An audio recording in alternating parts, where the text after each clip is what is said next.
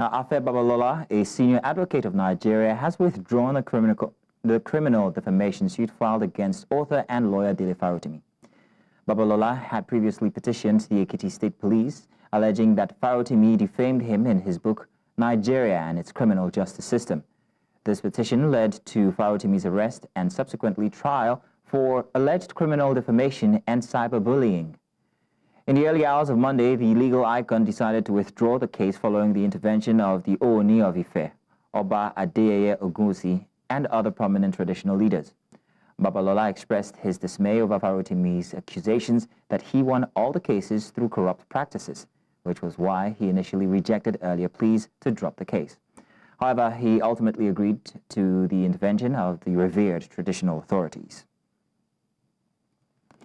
And live to discuss this, we are joined by Executive Director, Sterling Center for Law, Deji Ajare. Deji, you're welcome. Thank you very much for joining us this evening. Thank you so much for having me. Good evening. Great.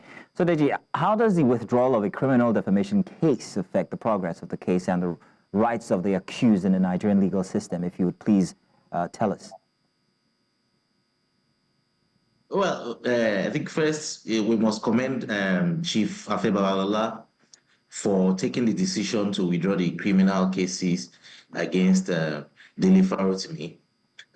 From the very beginning of this whole saga, my stance had been that resorting to criminal proceedings for a matter that could and perhaps should be handled as a civil claim was disproportionate and it was damaging. And so, well, the withdrawal is a welcome resolution. It helps to preserve the dignity of our legal system. And of course, it also promotes the idea of the primacy of civil remedies over criminal sanctions in criminal matters. Now, one of my initial concerns was that employing the instrumentality of the police force to address the allegations of defamation risked sending a wrong signal that powerful individuals may use criminal law to, to oppress persons who hold opposing views and thereby stifling criticism.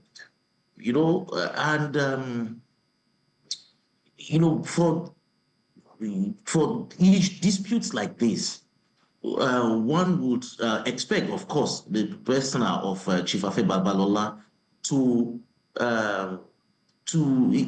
given the fact that he is an icon in the Nigerian legal profession, his journey, his contributions, and his accomplishments are very well documented. And as I previously observed, persisting in criminal defamation proceedings could have overshadowed his otherwise distinguished career. And it would not have only tarnished his legacy, but it would also set a precedent that other persons could, latch on and institute such similar criminal actions against perceived critics, especially politicians. So the decision to step back from this path, it's a welcome one, it's a beautiful one, and we must commend the learned Silk for taking that step. It preserves his esteem, the esteem in which we hold Chief Afe Babalola rightly. Okay. It prevents any further reputational damage to both him and Mr. Dele Farotimi. I hear you on what you say regarding his reputation for filing the case in future, perhaps maybe people who want to file such cases. But however, what about his withdrawing the case? Does that affect his reputation in any way, good or bad?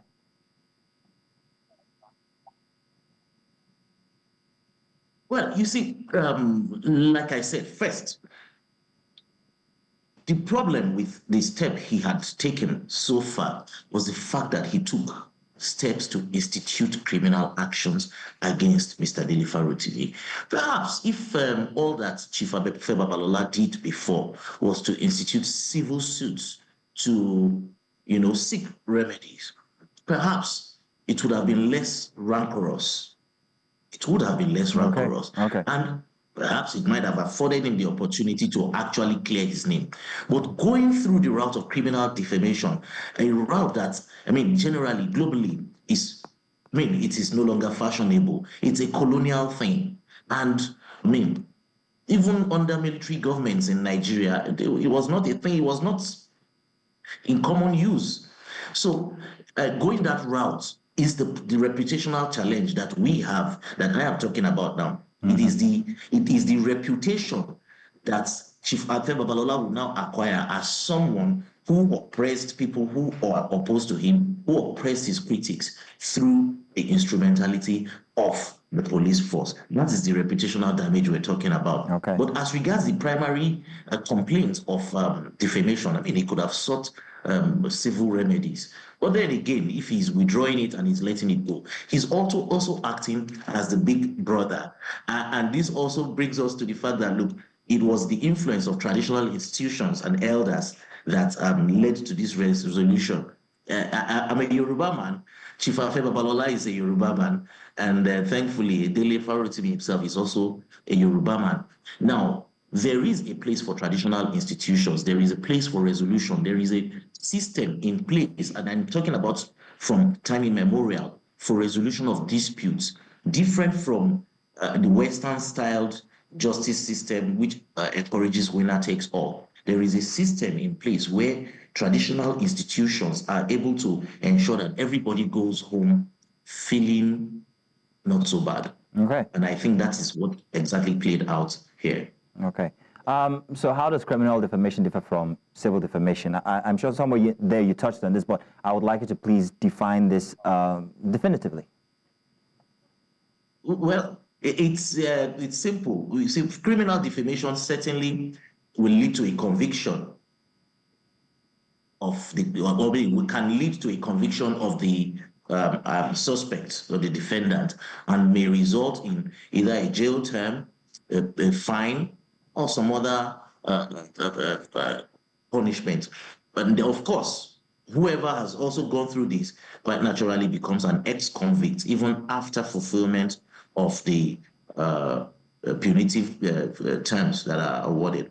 But you see, in a civil suit, what the person who takes a complaint to court gets is either monetary compensation, damages, or some other sort of compensation, which could be like an apology, a retraction, or some other orders that would basically stop the defamation from continuing. And so, of course, the loss that other person against whom the complaint is brought is that person may have to part with the damages, monetary damages, and may have to maybe make a public apology and some other things like that. That way, the person who is making a complaint is able to clear his or her name and probably still get some compensation. Of course, like Chief Afe Babalola said, he's not interested.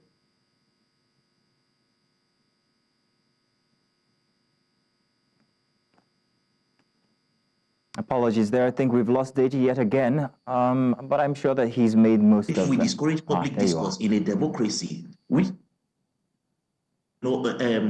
allowing government institutions just going in a frenzy without the citizens being able to have a say in what they say. And so criminal actions, no matter how badly a person feels, should not be a way to resolve cases or allegations of defamation. Okay. People should not run the risk, at the risk of being wronged, not be able to comment on public issues and public figures. All right then, Deji, thank you very much and good evening for giving us your expert opinion on the matter here. Thank you.